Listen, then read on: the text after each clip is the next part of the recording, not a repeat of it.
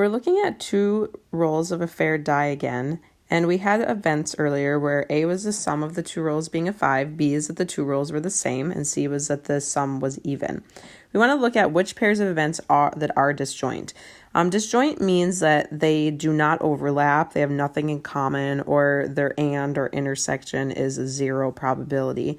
So if we look at A and B, is it possible to have the sum be a 5 and have the two rolls be the same?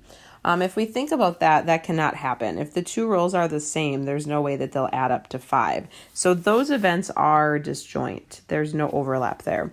A and C, the sum of the two rolls is 5, and also the sum of the two rolls is even. That is impossible. I cannot have the two numbers add up to a 5 and also add up to an even number because 5 is not even. So those are also disjoint. B and C, the two rolls are the same, and the sum of the two rolls is even. We have a lot of places where there's overlap there. If I think about the two rows being 1s, they add up to an even number. The two rows being 2s add up to an even number, and so on. So those are not disjoint. So we want to find the probability of the union, which is the OR statement, for all the pairs that we have.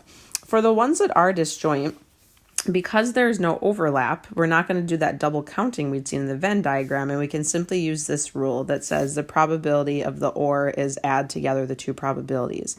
For the ones that are not disjoint, which is B and C for us right now, then we have to subtract off that extra term. So the probability of A or B, because they are disjoint, is the probability of A plus the probability of B. We saw in an earlier example that there were 4 outcomes for A, so that probably is 4 out of 36, and that there were 6 outcomes for B, so that is 6 out of 36. So we get 10 out of 36 or 5 out of 18. Probability of A or C, because they are disjoint, we can again just add together the probabilities. So we get 4 out of 36. We'd seen before that C had 18. So 18 out of 36. So we add together and get 22 out of 36 or reduce down to 11 out of 18. For the last ones, B or C, because they are not disjoint, we cannot simply stop here by adding them because there's stuff that's in B and also in C, and it gets double counted when we simply add those together.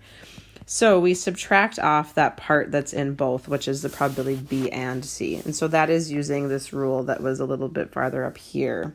Okay, so this holds all the time.